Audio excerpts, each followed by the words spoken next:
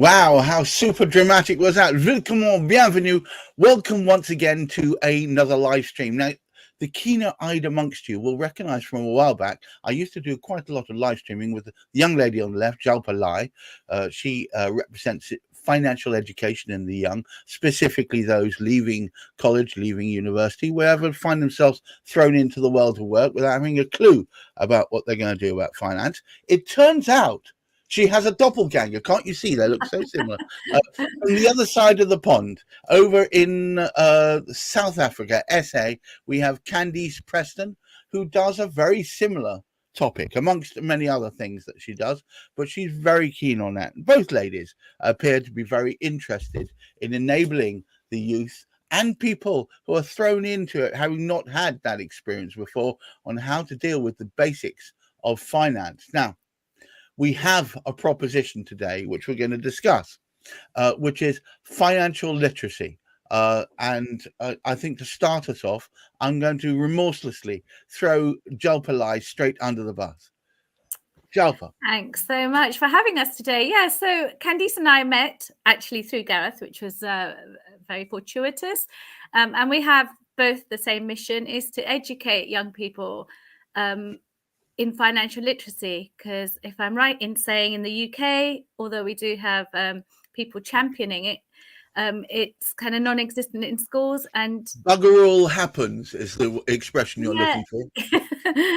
And it's a worry. It really is a worry, because as Candice and I have chatted before, that, you know, maybe the expectation is people come out of school and then they'll learn about money when they need to. So they start businesses, or they go to uni or wherever else, start accruing debt, and then that's when, you know, everything kind of de-escalates. And the idea is to build that kind of financial literacy so that they avoid those setbacks. Holes. Thank you, potholes and setbacks, so that you know, and also that they can follow their passion, do jobs they want to do, and lead the life that they want, as cheesy as they sound. But Jalpa, isn't it obvious what you have to do with money? I mean, I think it just seems self-evident. You only spend on what you need to spend, and you conserve the rest, surely. Yeah, and that is a very simple formula. But unfortunately, there's so many things that if it was that easy, why do lots and lots of people have different issues? And we talk every week about neurodiversity. That's just, you know, one set of challenges people have, and there's a whole load of challenges really based around your money story, your formative years. You know, I'm going to throw this over to Candice. Would you agree? Would you concur with that? Yeah, absolutely. I think when it comes to money, it can be such a contentious topic. And I mean, like Gareth said, I mean, it is so simple. Just spend, you know, a bit of what you make, save a little bit for tomorrow. And yet that seems to be the most difficult thing to do, because we're also bombarded with all of these wants. I mean, we're marketed at, for want of a better word. So it's like we just want so much, and we think it's going to satisfy these things and give us the things that we're after. You know, that's going to make us feel more successful. That's going to make us feel more attractive. That's going to make us feel. So we actually start using money to fill these needs and wants without actually realizing it is a superficial way to fill some of those things. And that's sort of where we get in this trap of getting into debt and using money in the wrong ways, using it emotionally. And we forget it's just a tool. You know, we don't get upset at a spade. You get the spade, you learn how to use the spade. And that's the thing. Sometimes we think we don't actually need to learn how to use money, because we'll just learn as we go along. You've obviously never seen me dig a garden when the rain hasn't come for a while. I've gotten very upset with a spade. But look, as an ADHDer, I have to say, you'll tend to find a lot of people who are neurospicy, like I am, tend to dopamine. So what happens is they feel a bit lost in themselves. So they grab hold of Mr. Bezos's Amazon, and they start adding things willy-nilly, initially as a wish list, and then they hit go and suddenly they are down a certain amount, or they buy a few television channels. Oh, I'll remember I only want to watch it so I can watch that match or see that program, and then they forget about it. And before you know it, they've got the old dreaded ADHD tax. Yeah. And there's so many other things, isn't there? There's the whole kind of pressure of society. Money's really linked to your self-esteem as well. So, sometimes you feel like you have to, look like you're leading a better life, or it's so complicated, so pressure, and over and above everything else, nobody likes talking about money. So it's so much of a taboo subject. So even in relationships, you and your partner quite possibly can live together a long time and never talk about money. So it's very complicated. Well, I mean, look, you go down the pub with your mates after a long day's work, and they're all buying rounds for each other. Oh my God. I saw someone buy a round for, 4 people, and suddenly they're shelling out £100. It's like, this is the part where nonsense begins. Yeah, so true. And there is those things. People have their own kind of, they want to look, feel like they have status. They want to, there's so much to kind of work through. So a good place to always start is your behavior towards money, the messages that you picked up when you were younger. And who did you get those messages from? We kind of rely on things that we grew up with, but actually looking back, the people who gave you those messages, are they fully trustworthy? Are they good with their money? So it's a good time to reflect. But that's where Candice and I are coming in with the young, is that, we can take some of this headache and these problems away, because starting with financial literacy early on, you can set that roadmap up, those building blocks. At least they have a frame of reference that they come back to. And it's never going to be simple, is it? And life is never simple. But it's about building resilience at the end of the day. Building resilience seems to be the key to everything. Would you agree, Candice? Yeah, absolutely. Because it's learning to bounce back from whatever life throws at you. And the thing is, like Jalpa saying, that roadmap, if you've got the roadmap and you understand how money works and these challenges and things happen, you will have that resilience and that financial resilience to bounce back. If you are creating an emergency savings fund, if you are managing your money and not spending more than you earn, if you are saving for your future, then you actually can have more financial resilience because you're building it. Whereas, we see a lot here in South Africa, our savings rate is very, very low. As a country, it's like a 0% savings rate. So if people have an emergency, they haven't got the cash to actually pay for it. So then they have to get into debt. So they have no financial resilience. And that just spirals. It creates more debt and it digs that hole. So they're constantly digging further. And then it's like, how do I even get out? I believe in the UK, it's still where most people are one bad deal away from either losing their house or potentially losing the rental, or even not, the other side of it, they're coming out of university, they're coming out of college, they're coming out of school, and they've got no prospects of finding a house. There's almost nothing available on the council house register. It must be an impossible situation to find yourself in, Jalpa.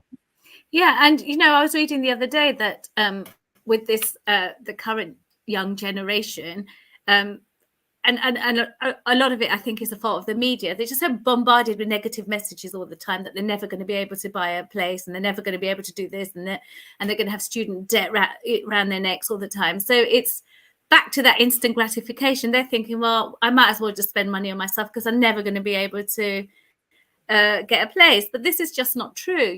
With careful financial planning, a little bit of sacrifice, a lot of discipline, you can really, really turn your life around. And that's the key, really, is just to get those building blocks in, to get all the negative messages out of your head and turn. I have clients who've said to me, I grew up thinking, I can't be rich. Being really well off is not for me.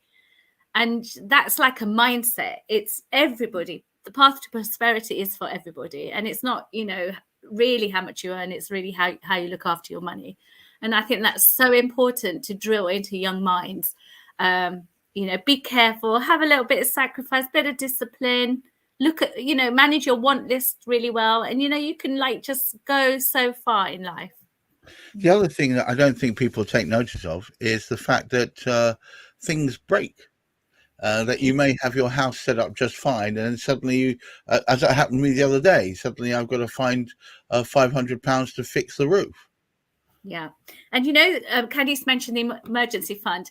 And what I like about the emergency fund is that the word emergency that everyone seems to ignore. So I'll often talk to people and they go, oh, yeah, but I really wanted to go on that holiday, so I dipped into my emergency fund. No, your emergency fund is for emergency and should be left alone. So that's, again, that's like a really simple message, but it's quite a powerful one. I mean, you should really have an emergency fund and a holiday fund. Exactly. I think where most people fall apart is they put all in one. Yes. Yeah. And so setting goals again is so important. So what do you think, Candice? Is there any hope for us? Because frankly, it seems really hard to do these things. There is so much hope, and it's simpler than it actually than people make it out to be, because as Jalpa said, it's discipline. And, none of us really enjoy that word, and we don't want to be disciplined, because why must I sacrifice today? Why must I wait for tomorrow? And I mean, youngsters are bombarded with the social media messages of, look, I'm financially free. It took me 6 weeks and I'm flying in my private jets. Yeah. So they're getting this very unrealistic view of prosperity. Then they're like, okay, it's been 6 weeks. Why am I not rich? Clearly I can't get rich. And yet getting wealthy and becoming rich is very boring, very easy, and very un-Instagrammable. It's, you know what, I'm not going to eat out as much this month. I'm going to stay in a couple of nights and I'm going to spend less than I earn and make sure I'm investing some of it to my future. And it doesn't even have to be that much. And we did a calculation the other day. There's an influencer here in South Africa, Munya, and he does amazing work showing actual calculations. And he said if parents had taken out a retirement annuity investment for their children the day they're born, paying the minimum, like R4 a month, by the time their children then start working, they could take that over and they would pay tiny amounts. It's not a lot. By the time they're 60, I think it's worth 33 million rand. And their retirement contributions would be 300 rand a month, which is nothing. It's not a lot, but it's taken 60 years to grow. And nobody wants to wait 60 years. And they don't want to do this boring thing of just saving. It's not sexy. It doesn't seem exciting, but that's all money is. It's actually really simple. And it's just about making use of time and a little bit of discipline. And you can actually build wealth quite easily. Yeah. And so when we work with people, sorry, go on. No, not at all. Go for it, please. I say when we work with people, we try to get them to look forward. And I try to say to my clients, think about it. Retirement might not be something that you're entertaining in your head, but actually it's going to give you some choices. You might be able to follow your passion, do partial retirement, or give back and do, projects that really kind of align with your values and stuff. So that's what building a good future means. It means it gives you choices, and a lot of them. So choice is what we're all after all, Candice. It must be hard. I don't know, in South Africa, are the youth likely to receive financial training from their parents? Or is in most cases they come out almost wide-eyed, not knowing what to do next? I think it's in South Africa. I mean, we've got such huge inequality and disparity in income. So a lot of our young people are coming from homes where their parents didn't have a lot of financial literacy and there wasn't even a lot of money. They're growing up in poverty. So when they're coming out of that, if they can get out of that, they've never had much financial education. Look, our schools are trying, but again, more of your better schools, your better funded schools, and our private schools, where they are trying to bring in more financial literacy. They do touch on it, so they don't go into great detail. But you do have that where some kids are getting good financial literacy at home, but they are the few, not the average, not the majority by any stretch. So it appears to me that there's a lot of good intentions here, but there's no, for instance, backing by the current government or council to try and propel us forward. There's a lot of hot air. In Candice, in SA, is there any push from the government to try and make sure that the next generation are clued up? Yeah, I think there are a lot of good people who are trying to get through and trying to reach as many people as possible with financial literacy, and especially with students who get grants and that to go study further. But I think everything's very slow moving. So you've got these intentions, and it just takes a really long time to actually reach the people it most needs to reach. Jalpa, would you bring us home? Yeah, so at a national level, I mean, we've got the wonderful Martin Lewis, haven't we, who's bit of a legend in his own lunch hour. Yeah, he really is. He's an international treasure, in my opinion, and he does, lobby Parliament, but it's slow, and to bring it in as a national level is going to be really slow, and that's why, Candice and I both, in our own countries, we're trying to kind of look for organisations or people who will support us in delivering financial education, especially to people who need it most. So in my case, I'm like very much want to get to unpaid carers, for example, children from disadvantaged backgrounds. So all the people that are left out of the conversation, basically. It would be lovely if they neurodiverse individuals. It would be so fantastic if everybody had some kind of access to financial education. Candice, have you got a last point that you could put across about this? I mean, it sounds like the future could be rosy, but not enough people are taking notice. Yeah, I think, I think we are doing so much better than we give ourselves credit for, just as a whole, because we're talking about these things, right?